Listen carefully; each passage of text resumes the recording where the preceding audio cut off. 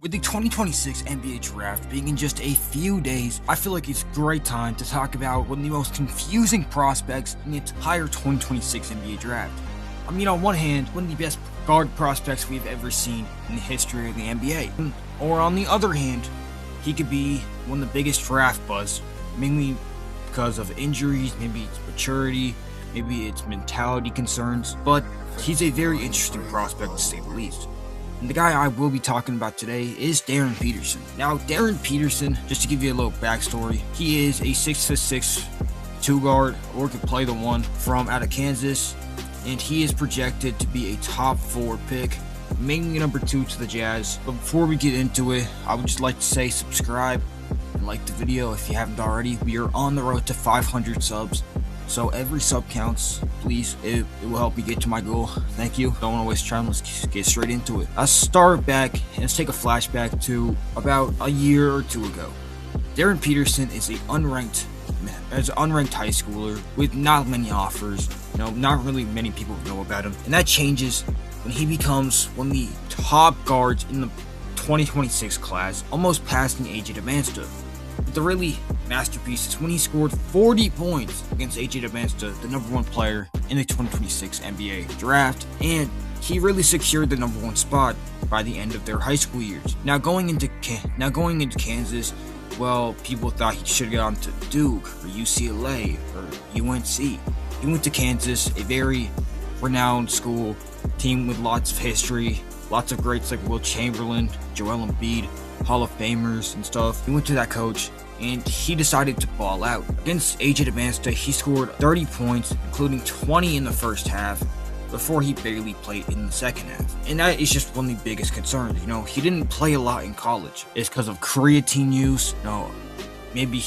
Apparently he didn't use creatine back when he was in high school, and his body just didn't adjust well when he was in college, leading to full body cramps. Now, that is a terrifying issue that should worry lots of people, and it worried many NBA scouts, making him drop from number 1 to 2 or 3 in most people's draft boards, including mine. Back in the beginning of the year, I had him as my number 1 ranked prospect, but slowly he fell. At one point, he was 4th on my draft board, but right now he rose back up to 2, just because overall talent. And we gotta talk about the talent, because he is a generational talent.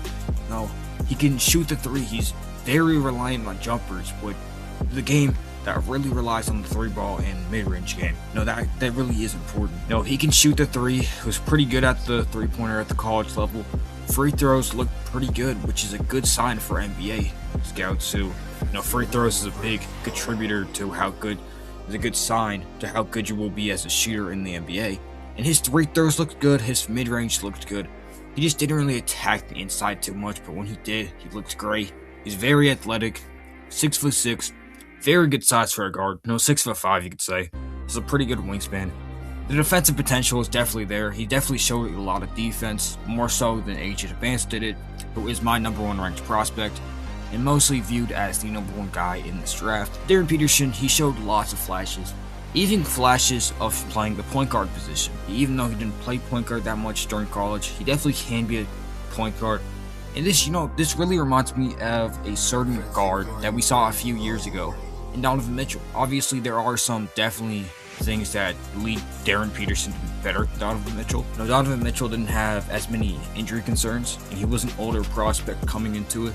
The 2017 NBA Draft, ultimately becoming the 13th pick to the Denver Nuggets, later Utah Jazz. And then Darryn Peterson is 6'5" to 6'6". Definitely see great comparisons. I mean, they both have a deep bag, can get to the basket, but don't rely on getting to the basket. Both great shooters, can shoot the mid-range, really can create a shot from anywhere on the court. Darryn Peterson looks like a bigger version of Donovan Mitchell. Both very athletic, great their shot, 3-level scores. Both can lead their team to great heights, can be a number 1 on a championship team. I don't know if that's true for Donovan Mitchell, but if it isn't, I would rather take Darryn Peterson, who looks like the better player overall than Donovan Mitchell. I mean, he's bigger, he can play defense better. Honestly, playmaking, probably I'm leaning towards Donovan Mitchell, but Darryn Peterson overall just looks like a better Donovan Mitchell. And if he can limit his turnovers, become a better passer, he could be a 2 who can also play the one at some lineups, some teams, and that's great. Versatile guard who can pass, defend, score at a high level is great for a team, especially one with size and athleticism like Darryn Peterson has. And you have to add in all of the concerns that I have.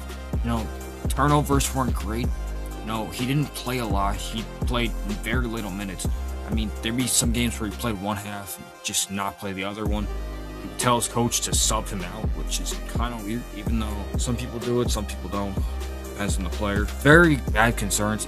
I started getting less worried about the concerns because I'd rather take the upside of Darryn Peterson than, a prospect like Cam Boozer or Caleb Wilson, where those guys are, they're less skilled and they're less sure things to transfer to the NBA. And I feel like Darryn Peterson very much has a very high chance of translating to the NBA. But we really do have to talk about something that happened very recently. He is refusing to talk and work out with some NBA teams. Now that is a very big worry because we saw this last year in the 25 NBA draft. I mean, Ace Bailey refused to work out with many NBA teams at the top. I mean, 76ers, he scheduled a workout but then canceled right immediately, making them choose VJ Edgecombe over him, which looked pretty good for the 76ers.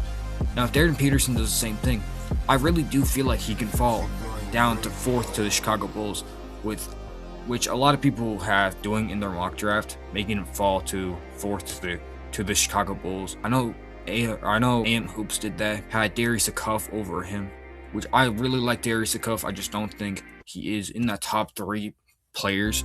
I mean, I think he is the top of tier 2, which is my 4th best player.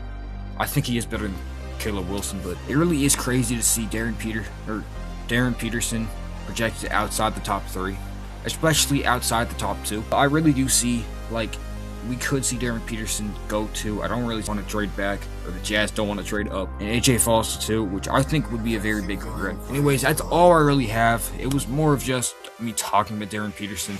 Let me know if you like this type of video. I've really not been doing much about that, in the recent videos. I know I haven't been posting as much as I have, in the past. I'm sorry about that. I had school, I had lots of things going on, but now since I'm free a lot more, I will try to upload a lot more. I will be grading every team's future.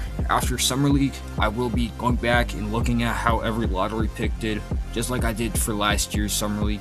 So stay tuned for those videos. But anyway, subscribe, like the video. Hope y'all have a great day, and I'll see y'all.